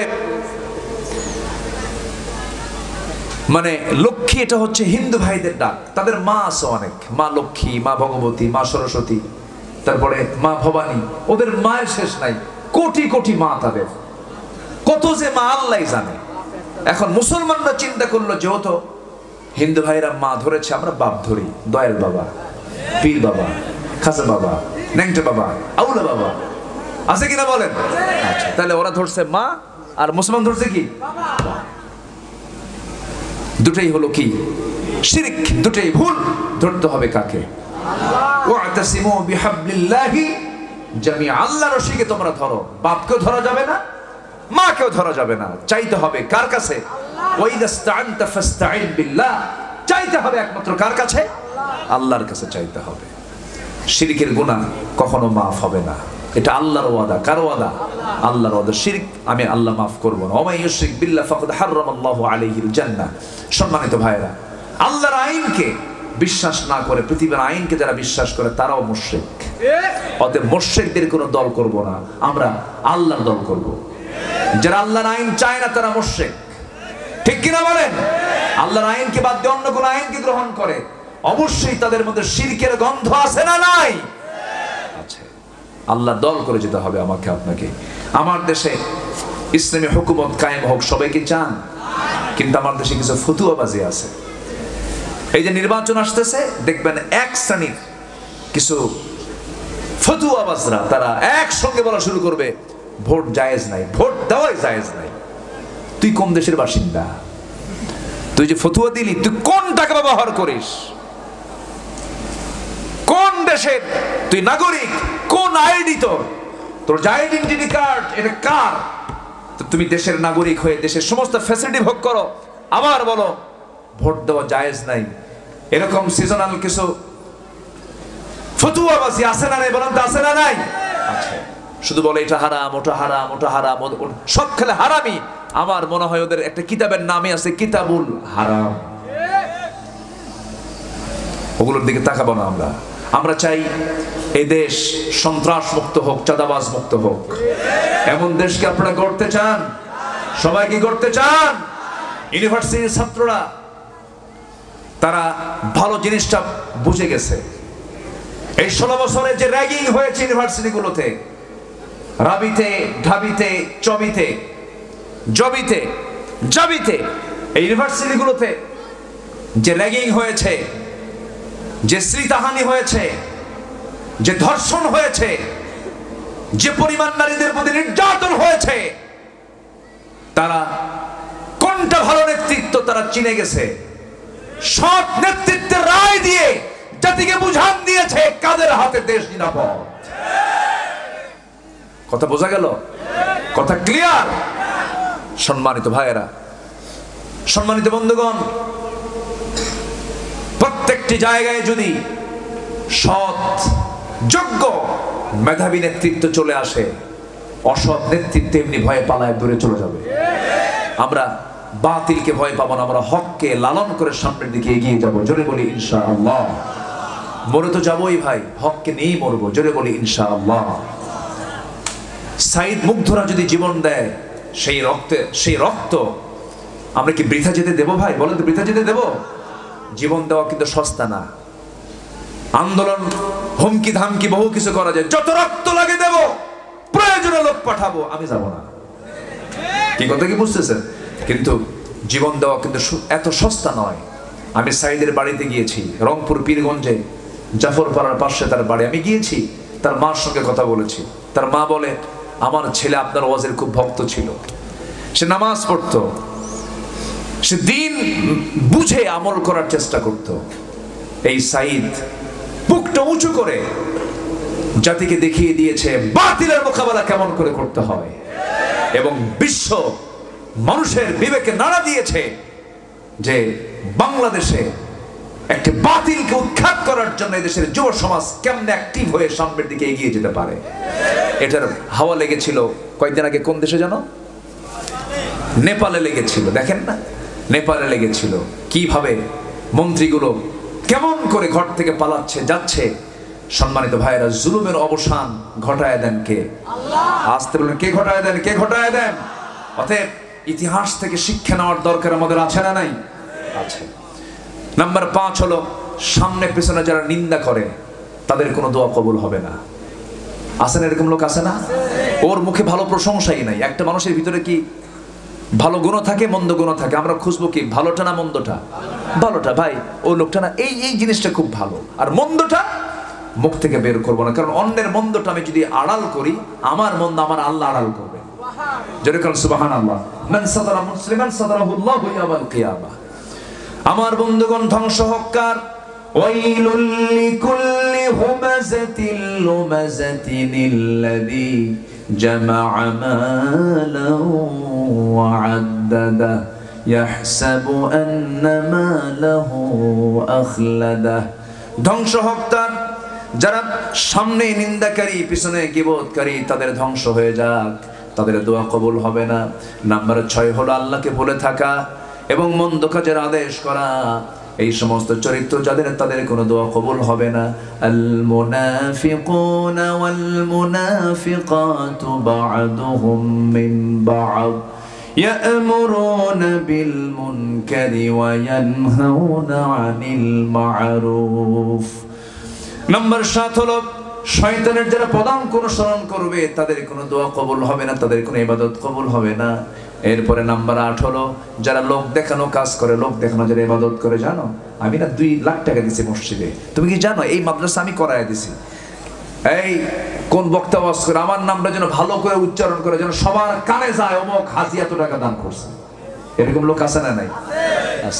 এইরকম যারা লোক দেখানো, মানুষকে দেখানোর জন্য, মানুষকে খুশি করার জন্য যাই নামাজ নিয়ে গিয়ে একসঙ্গে বাজার করবো, নামাজ পড়ি চলো। কে বলছে আমার বউ আপনার বউ শুনবে না কথা? এদেশের বউরা খুব ভালো, তো স্বামী দুষ্ট। এই জন্য আমরা আমাদের বোনের মাঝে, স্ত্রীর মাঝে, সন্তানদের মাঝে আমরা দাওয়াতি কাজ করবো। জোরে বলি ইনশাআল্লাহ। প্রত্যেক পরিবারে 3টা কাজ ডেইলি কম্পালসারি রাখতে হবে। কটা কাজ?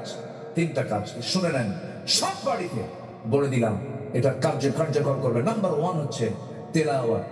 কি বলেন তো? কিসের তেলাওয়াত? যদি কোনো সমস্যা আছে শুধু 5 বছর পাবে। কয় বছর পাবে? 5 বছরের নিচে যারা, তারা তো পারবেন। এর আমাদের সফর থেকে নিয়ে বুড়ো পর্যন্ত প্রত্যেক সদস্য সকালবেলা আগে কি হাতে নেবে বলে? কি হাতে নেবে? এটা বাধ্যতামূলক করবে। 1 নাম্বার 2 নামাজ। নাম্বার 2 কি বলে না? নামাজ। কারণ নামাজ হবে তেলাওয়াত ছাড়া। তেলাওয়াত ছাড়া আগে তেলাওয়াত থাকবে। তেলাওয়াত ছাড়া কি নামাজ হবে? হবে না। নামাজের মধ্যে কি লাগে? তেলাওয়াত হবে। নামাজ। নাম্বার 3 হলো পর্দা। নাম্বার 10 কি বলেন? পর্দা। পর্দা ছাড়া কি? আরো জোরে, আরো জোরে, আরো জোরে। পর্দা কার আগে, নারী না পুরুষের? ও আপনার পর্দা নেই। ও আপনার ভাবতেছেন বোরকা বললে পর্দা হয়। আগে আমরা তারা কাকে পর্দা করতে বলেছেন? কাকে? নারী না পুরুষকে? পুরুষ আগে পর্দা করবে, এরপরে মহিলা। মহিলা দেখতে ইচ্ছা হয়? সুন্দরী নারী দেখতে ইচ্ছা হয়? কিচ্ছু করে আমাদের সব ফেরেশতা দেখতে ইচ্ছা হয়। যদি হয় তাহলে ভাববো পুরুষ, আর যদি না হয় তাহলে পুরুষ না। বলেন হয়, ইচ্ছা হয়। আওয়াজ নাকি বলা ইচ্ছা হয়, কিন্তু ইচ্ছা হলেই কি তাকানো যাবে? তাকানো যাবে না। কেন তাকানো যাবে না? তাকালেই হারাম হবে। কিন্তু নিজের স্ত্রীর দিকে তাকালে কি হবে? সব হবে। টাকা বেশি করে না, কোনো সমস্যা নাই, যত ইচ্ছা তাকান আপনি। আল্লাহ পাক আপনাকে তার জন্য এবং তাকে আপনার জন্য টোটাল জায়েজ করে দিয়েছেন, কোনো সমস্যা নেই। যেটা সুবহানাল্লাহ। কিন্তু অন্যের বউ না নিজের বউ, এটা যেন মনে থাকে, এটা মনে থাকলে হবে। আল্লাহ পাক করে রাখার তৌফিক দান করুন। যেন বলি আমিন। দুলাভাইয়ের হুন্ডায় কখনো শাড়ি চড়বে না, ঠিক কিনা? দেওয়ালের সামনে কখনো ভাবি দেখা করবে না। এগুলো হচ্ছে মালাকুল মউত, মারাত্মক ডেঞ্জারাস জিনিস। বেড়া খেত খায়, কি খেত খায়? বেড়া খেত খায়। দুলাভাইয়ের হুন্ডায়, দুলাভাই চালাচ্ছে হুন্ডা, শালিকে বলো না দুলাভাই জোর করে উঠায় দেয়, ভাবে দুলাভাই মানুষ না উঠলে কেমন মনে করে, কি যেন মনে করে, উঠছে হুল্লায় একটু পিছনেই বসছে, মাঝখানে গ্যাপ রাখছে যেন গায়ের সঙ্গে গা না লাগে। কিন্তু সামনে যে দুলাভাই এমন ব্রেক মারছে, এক ব্রেকে গ্যাপ পুরো, গ্যাপটা পূরণ করার সুযোগ দেওয়া যাবে না। এগুলো আমার মা বোন খুব সতর্ক থাকবেন যেন খালাতো ভাই, চাচাতো ভাই, মামাতো ভাই, দুলাভাই এগুলোর সঙ্গে যাদের 100% পর্দা আছে, ওটাই হচ্ছে আসল পর্দার পরিচয়। বোরকা পরলে শুধু পর্দা হয় না, বোরকার আড়ালে বহু দুষ্ট মহিলাও আছে না নাই? ওরা কি পর্দার জন্য বোরকা পরে না ঘুষচাপের জন্য বোরকা পরে? আর বোরকা করতে হবে কিসের জন্য? পর্দার জন্য। আল্লাহ পাক কবুল করুন। আমি যদি বলি আমি আরো যদি আমি 11:58 বাজে আর 2 মিনিট সময় আছে, 12টা বাজবে। আসুন আমরা সময়টা কেমন না করে আমরা সোজা চাইবো এখন কার দরবারে? আল্লাহ দরবার। সবাই নামাজের মতো করে বসি, নামাজের মতো করে বসি, তাশাহুদের সূরাতে বসে আমরা আল্লাহর কাছে একটু চাবো, আল্লাহ যেন আমাদের গুনাহগুলোকে মাফ করেন। ও আচ্ছা, ঠিক আছে। মা বোনদের কাছে আমি একটু আরজ রাখবো, কেউ যাবেন না। আমি এতটাই প্লিজ হয়েছে আপনাদের কাছে, আমি অত্যন্ত মানে চিরকৃতজ্ঞ আপনারা আমার কথাটা শুনে لنا وترحمنا لنكونن من الخاسرين لا تزغ قلوبنا بعد إذ هديتنا وهب لنا من لدنك رحمة إنك أنت الوهاب। গভীর রাত, নিঝুম রাত, জীবন রাত্রিতে চাঁদের মতো হাজারো মুসলমান নরনারী নিয়ে তোমার কালামের 2-3টা আয়াতকে সামনে রেখে ইবাদত কবুলের শর্তগুলো কি এই বিষয়ে কিছু কথা বলার চেষ্টা করেছি। আল্লাহ তাআলা শহীদ দরবারে কাঙ্গাল ভিখারীর মতো দুটো হাত পেতেছি। আল্লাহ গুনাহের দিকে নজর দিও না, বান্দা মনে করে তামাম জিন্দেগীর গুনাহগুলোকে মাফ করে দাও। জনম দুঃখী বাপ জান যারা দুনিয়া থেকে বিদায় নিয়েছেন, জিন্দেগীর গুনাহগুলো মাফ করো, কবরগুলোকে জান্নাতের টুকরা বানায় দাও। আব্বা আম্মার জন্য কি দোয়া তুমি আল্লাহ শিখিয়ে দিয়েছো, সবাই দিল থেকে আব্বা আম্মার জন্য আওয়াজ দিয়ে বলুন, রব্বিরহামহুমা কামা রব্বায়ানি সগীরা, রব্বিরহামহুমা কামা রব্বায়ানি সগীরা। বিশেষ করে মাহফিলটার আয়োজন করলেন যারা, শোনার জন্য কষ্ট করে আসলেন যারা, বিনিময়ে কিয়ামতের কঠিন ময়দান যেদিন কেউ কাউকে চিনবে না, মা সন্তানকে পর্যন্ত স্বীকার করে বসবে, যেদিন মানুষ কাঁদতে কাঁদতে চোখের পানিগুলো পড়ে যাবে, চোখ থেকে রক্ত বের হওয়া শুরু হয়ে যাবে, সেই কঠিন মুসিবতের দিন এই মাহফিল সবার জন্য নাজাতের মাধ্যম তুমি আল্লাহ বানাইয়া দিও। আশপাশে কবরবাসীর কবর আযাবকে তুমি আল্লাহ মাফ করো। অনেকে দোয়া চেয়েছেন, যারা যা দোয়া তুমি আল্লাহ দয়া করে কবুল আর মঞ্জুর করে নাও। আমার আলেক ভাইকে কবুল করো, মুস্তাফিজ ভাইকে কবুল করো, আমার শফিক ভাইকে কবুল করো। সবার নাম তো আমার জানা নাই। যুব সমাজ কত কষ্ট করে মাহফিলটার এই বাগান সাজিয়েছে, যুব সমাজের সকল খেদমতকে তুমি আল্লাহ কবুল করো, মুরব্বীদের অংশগ্রহণকে তুমি আল্লাহ কবুল আর মঞ্জুর করে নাও। দ্বীপচরের প্রত্যেকটা ঘরকে ইসলামের দুর্গ বানায় দাও, ঘরে ঘরে আয়েশা খাদিজা সুমাইয়ার মতো মা পয়দা করে দাও। দুনিয়া থেকে কোন দিন বিদায় নেব জানি না রে আল্লাহ, ডান হাতে আমলনামা না আসা পর্যন্ত কবরে নিও না। বাবা গেল, মা গেল, দাদা গেল, দাদি গেল, নানা গেল, নানি গেল, কত পরিচিত বন্ধুজন চলে গেছে রে। তোমার দরবারে দোয়া করি, ডান হাতে আমলনামা না আসা পর্যন্ত তুমি আল্লাহ কবরে নিও না। আমাদের সবার পরিবারকে চক্ষু শীতলকারী বানায়া দাও। সন্তানগুলোকে দেখে যেন প্রশান্তি পাওয়া যায় এমন সন্তান তুমি আল্লাহ আমাদের উপহার দিয়ে দাও। রব্বানা হাব লানা মিন আজওয়াজিনা ওয়া যুররিয়্যাতিনা কুররাতা আয়ুন ওয়াজআলনা লিল মুত্তাকিনা ইমামা।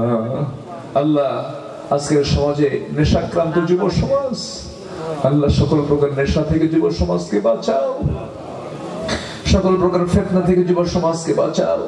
একটা জাতির বিপ্লব হয় যুবকদের দ্বারা, সেই যুবকরা আজকে অবক্ষয়ের শিকার হচ্ছে, নষ্ট হয়ে যাচ্ছে। আল্লাহ যুব সমাজকে দিন বোঝার তৌফিক দাও, কোরআনের দিকে ফিরে আসার তৌফিক তুমি আল্লাহ দিয়ে দাও।